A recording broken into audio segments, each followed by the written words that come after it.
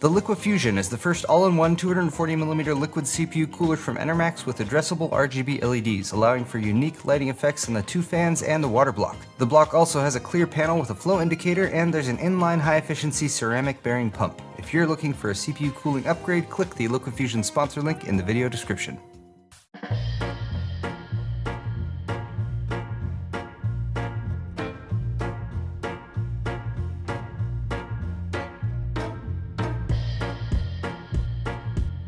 It's not even all the components. So I'll get the 1000D out and go over that in just a moment, but real quick, let's go over the rest of the components for this build. And in case you didn't notice, by the way, this build is sponsored and supported by Corsair and Asus. So you're going to notice a lot of Corsair and Asus components. Starting with the ROG Strix GTX 1080 Ti's. A pair of those, I've already worked with them before. They're really solid graphics cards, very high-end. Going to start with them air-cooled and maybe eventually water-cooled. For the motherboard, we got the ROG Zenith Extreme X399, the highest end Asus ROG motherboard. This board is an absolute beast. It's completely feature packed, so a perfect central home for this system. For storage, I have a collection of SSDs, starting with the NX500, the new Corsair NVMe. This is a 400 gig drive, so that's going to be a boot drive for the main system. There's also an MP500 NVMe SSD. This is a 960 gig drive, so this is going to be a functional drive for video editing. And then I got a couple Force LE SATA drives. I'm going to be using one of these as a boot drive for the FreeNAS build, and then the other one will be additional storage in the main build. Here's the main CPU, of course, the Ryzen Threadripper 1950X, which is currently out of its box. The box is really just there for show. But then, of course, on top of that, we have the 2400G. Chose this actually based on a recommendation from Wendell because they can be underclocked and undervolted to run at very low power draw, and also are compatible if you have the right motherboard with ECC memory, and ECC memory is very good to have for a FreeNAS build. I don't actually have my ECC memory yet, but I do have this kit for the main build. This is the Vengeance RGB set, 128 gigs. Yeah, this is the most memory I've ever put in a single system or on a single motherboard. 8x16 gig, 3200 megahertz kit, and RGB lighting too. So everything you could want in system memory. I sure hope it plays nice with Threadripper. The secondary system will be on a completely brand new motherboard from Asus, just launched. This is the X470-i Gaming from their ROG Strix line. This is probably a little overkill for my NAS build, but again, I wanted something that would support the Ryzen 5 2400G processor and also have some expandability and, of course, that ever important ECC support. This also has like two M.2 slots and some other cool features like that, so we'll get that out of the box in just a sec. For power over here, we've got the Corsair AX1600i, which is 80 plus titanium rated, 1600 watt power supply, so plenty of power, actually overkill. Actually, I could even potentially run both systems off of this power supply, but there will be an SFX power supply that hasn't arrived yet for the smaller system, since the case does support both of those. Now, I got a crazy amount of RGB LEDs going on in this case. It is Corsair sponsored, so they sent me 5 of their Commander Pro. It's an RGB lighting and fan controller combo, so hopefully I can connect up all of the fans. Since this case supports something like 24 fans, they sent me a couple sets. These are the LL series of fans, so they've got really cool RGB lighting effects. I have a bunch of 120mm fans. They did send me a set of 140mm fans there as well, so I have plenty of options when it comes to outfitting this case with fans. And this case supports lots of fans. And finally, if there wasn't enough RGB LEDs in the fans, we've also got a couple RGB LED lighting expansion kits here from Corsair. So I'm not exactly sure what's involved there, but it is additional RGB LED strips. So also works with the Node Pro and Commander Pro. So these should help to cast colorful lighting on areas of the case that aren't reached by the fans.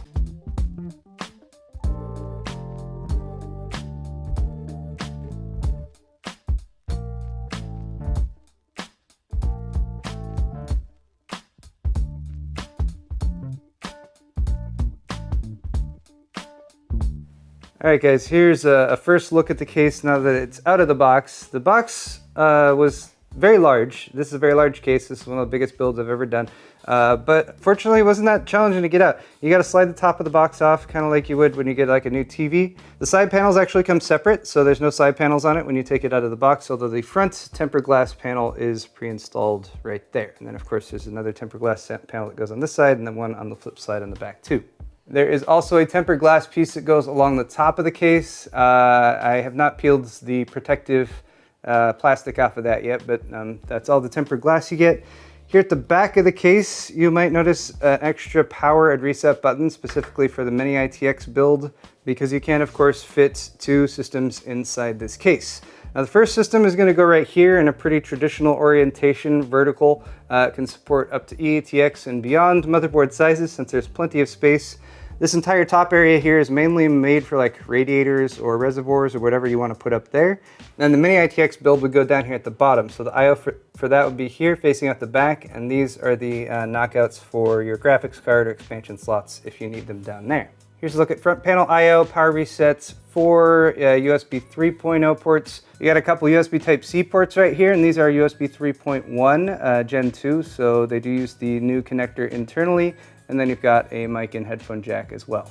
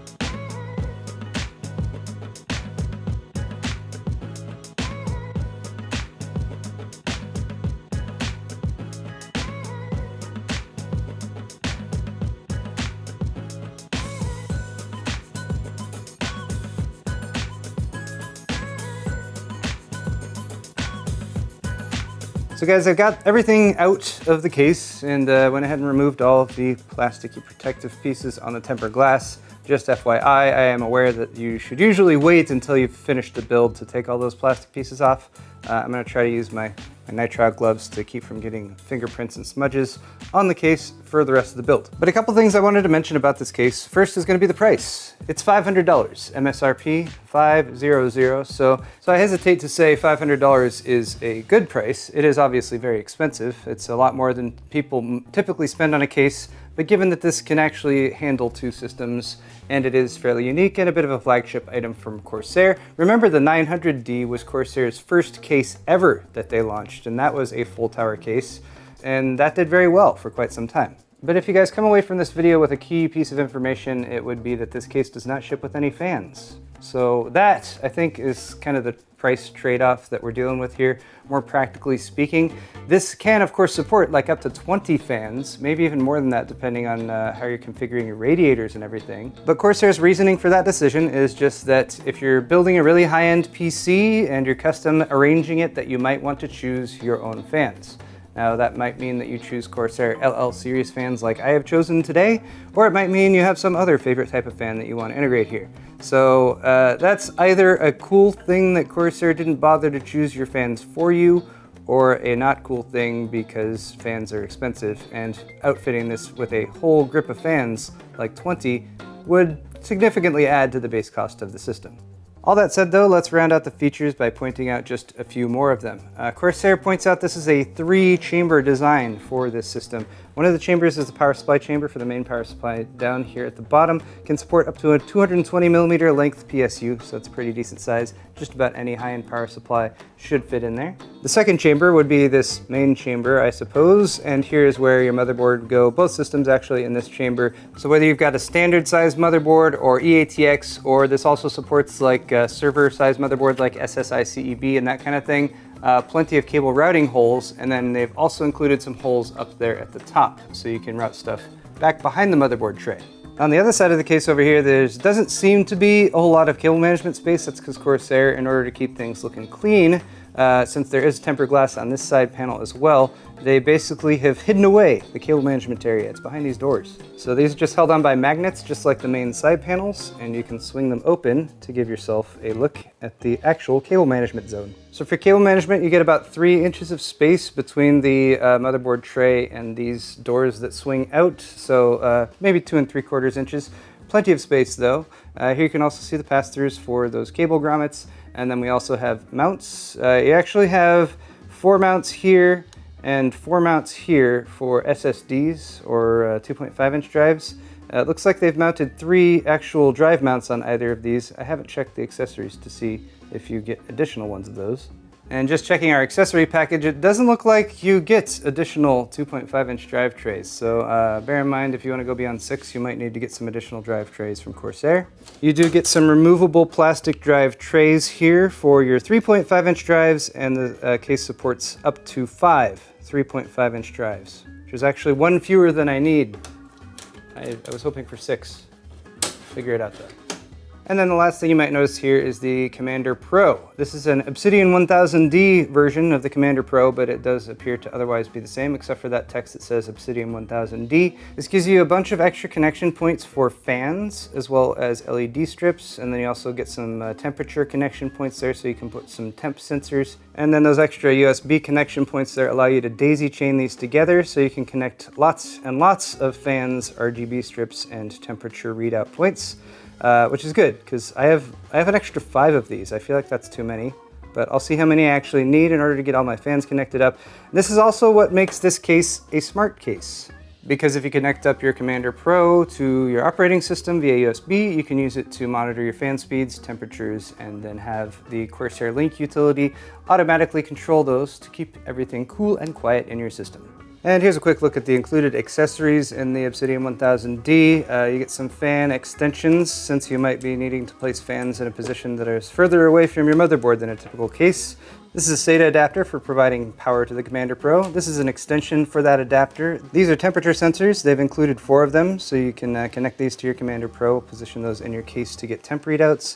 You've got a bunch of baggies of screws and standoffs, fan mounts. They are separately bagged, so I always appreciate that. Finally, a very decent stack here of Velcro straps, some zip ties, as well as this bracket for your rear I/O, and this will allow you to rotate your graphics card 90 degrees if you want them facing up instead of sideways.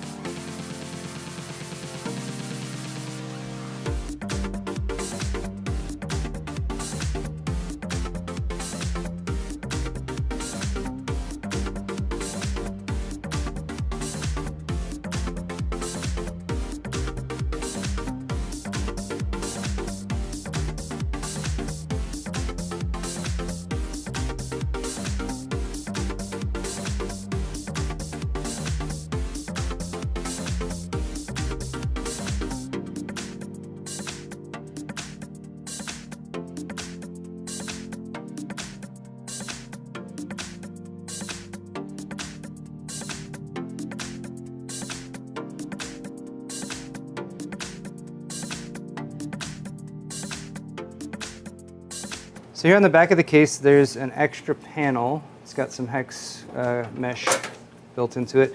This is basically like, are you going to use the ITX mount or not? If you're not, you leave that on there. It covers the I/O for the mini ITX. It also covers up this space here, which is where an SFX power supply would go to power your mini ITX build. I'm still waiting on the SFX power supply for this build, so I'm not going to get the mini ITX system all up and set up today, but that's at least where it goes.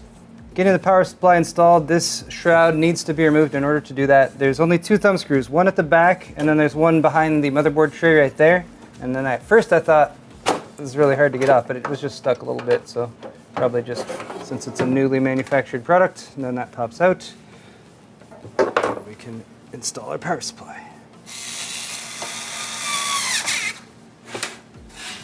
Also, there's a removable filter for dust for the power supply.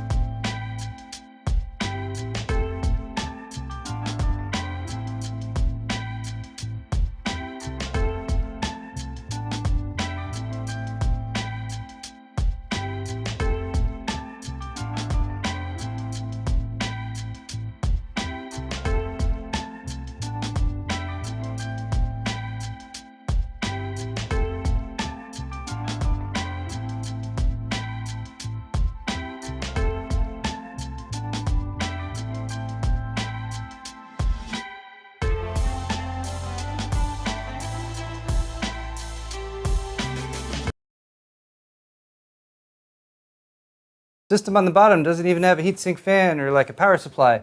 And I would say, yes, you're. It's huge. There's tons of room to work with in there. Not without its quirks, but for $500, I think people were looking for a super high-end case that can fit 2 systems in it.